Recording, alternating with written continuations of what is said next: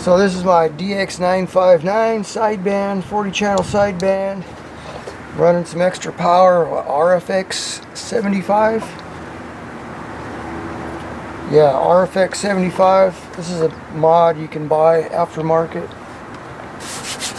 You can also add extra channels to this radio for experimental purposes only. 49, you take care, mate, stay safe. 128, your way. About that 128, you copy 142, Southern Cal. Yeah, quite a few stations come back to 128. Give me the 521 right at the very end, come through after all everyone finished talking. So, right now I'm on the Wilson 1000, channel 38, lower 38. I'm picking up Australia's coming in.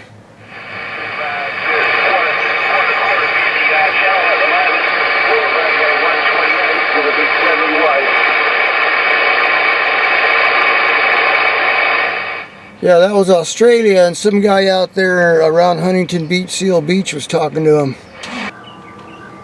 I need a cup of coffee, man. I'm having one of those mornings where I just cannot get going. Haven't had my coffee. We'll try that. I think I need a coffee and a Monster. Sun's coming up. What I want to do is mount that other antenna. I want to try to get it tuned, so maybe I'll go do that. Alright guys, I found myself a spot out here in the middle of this parking lot, I guess. Nothing around me.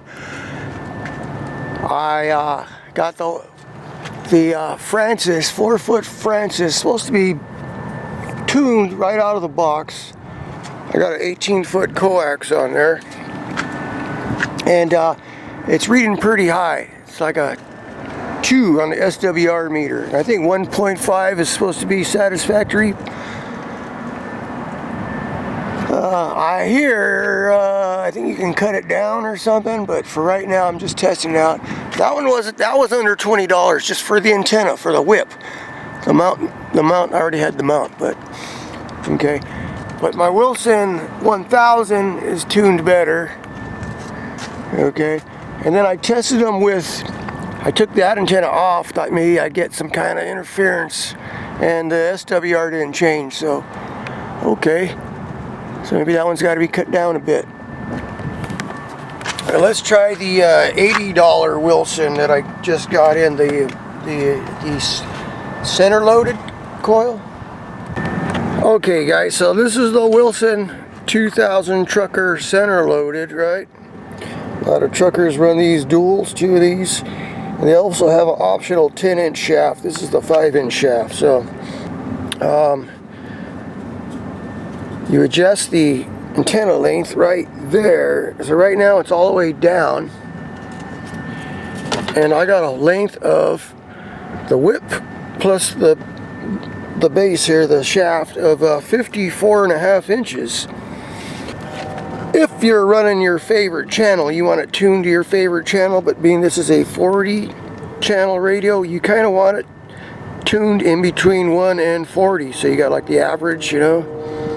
So if you tune it to 20, it should be right in the middle of the band. So for channel 20 is 27.205 megahertz. 51 inches. Wow, I'm like, what, 3.5 inches too long? No wonder why it's the SWR is way up there. So that means I got to cut the shaft, because it's not going to go any lower. It's all the way in right now. Okay, so yeah, I cut 3.5 inches off it, and the SWR did drop. So now I got to fine tune it. It's lower on 1, and it goes up from there. It goes up higher on 40, so you want it low. You're trying to get it low on 20 in between 1 and 40, so you get like an average across the channels there. So yeah, I should have brought something to stand on, because I'm having to stand up in the truck and reach up there, and so it's all the way extended down, so it's got to be, I can't lower it, I got to cut it. I'll have to cut another 1/2 inch. Alright guys, so I've had to cut this thing down a ½ inch at a time, and it's finally getting the SWR down. I'm about 1.1 on channel 1 and 1.5 on channel 40. I think I'm going to cut it a little more. Been using these bolt cutters. These are from Home Depot. I bought them because I was on a job site and I needed to cut some things. I go, hey, let's just get some bolt cutters. It'd be the quickest and easiest thing to do. But these things are so cheap. Can't get a nice clean cut on them, you know. I'm having to grind the end down because it's leaving a little burr on there, and all I could find around here was this rock. I don't got any tools with me. So we'll cut a little more. You know, you got to be careful cutting this. You don't want to cut it too much because once it's too short, you do have some adjustment though in the bottom shaft where the screws are. So I can always make it bigger. There goes the sheriff. Yeah, I can always make it a little bigger. Okay, I think I got that one dialed in. The needle barely moves on channel 1, and on channel 4 it moves just little, like 1.1, 1.2. So I think that's good. So now you could go with a bigger antenna, the 103-inch stainless steel whip, you know, with a big old spring. Way too impractical. They're just too big for, you know, daily driver around town hitting trees and parking garages and stuff. I think that Wilson 1000 is like the most ideal, but I wanted to try something else. I figured let's go with a bigger antenna or a center loaded antenna up here. I like the 5-foot fiber sticks and the Wilson silver loads, but yeah, those are kind of impractical too. They whip around a whole lot. I've had 2 of them. They're good antennas, but let's try something else out, right? Yeah, so that one up there on the truck, up on the rack there is this Francis. Say, Francis.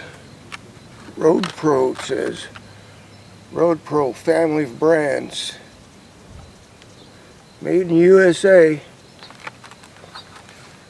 5.5 feet, 225 watt rating. So I was testing it out with this old meter here I got from like 1979. Still works. It's got a SWR power, dummy load. It's got up to a 500 watt scale on here. It's even got a plug for an oscilloscope.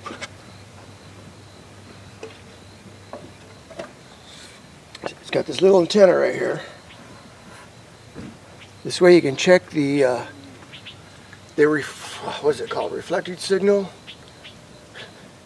Anyway, it'll check the signal coming off the antenna. You can adjust it, right? It's got a little scale on there, so I did that yesterday with the 3 different antennas. I got the Wilson 1000 mounted on the truck. I got the Wilson 2000. I mounted that up on the rack. This was the expensive one. This was like 80 bucks right here. Then I got the Francis, which was, like I said, about $20.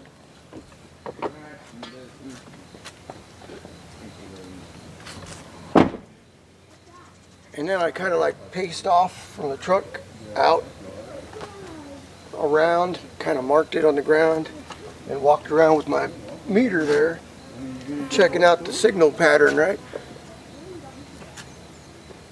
Well, I've got a more powerful pattern with the fiberglass antenna, with a cheap fiberglass antenna than I did with the Wilsons. I go, wonder why that is.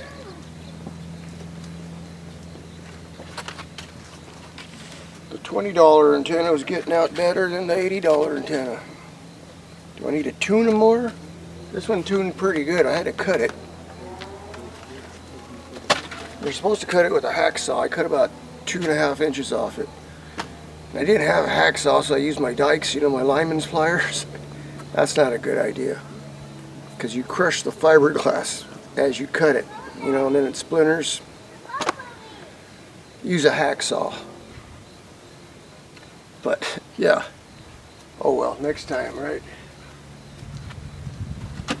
It's just the end, and on the end it's got that little rubber cap. See? So that should hold it together. I could put some glue or something on it. Huh. Experimental, you know, I'm just out messing around.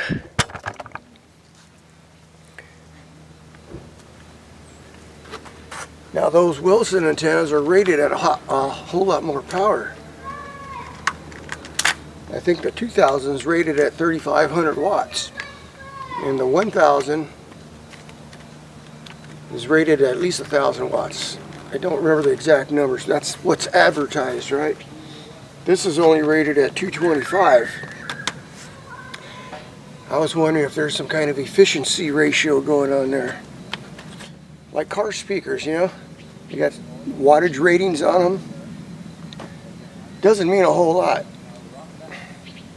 What matters is their efficiency. You get more decibels per watt, right? How efficient is a speaker? So maybe this antenna is a lot more efficient than the coil antenna. I don't know. It's just a theory I had.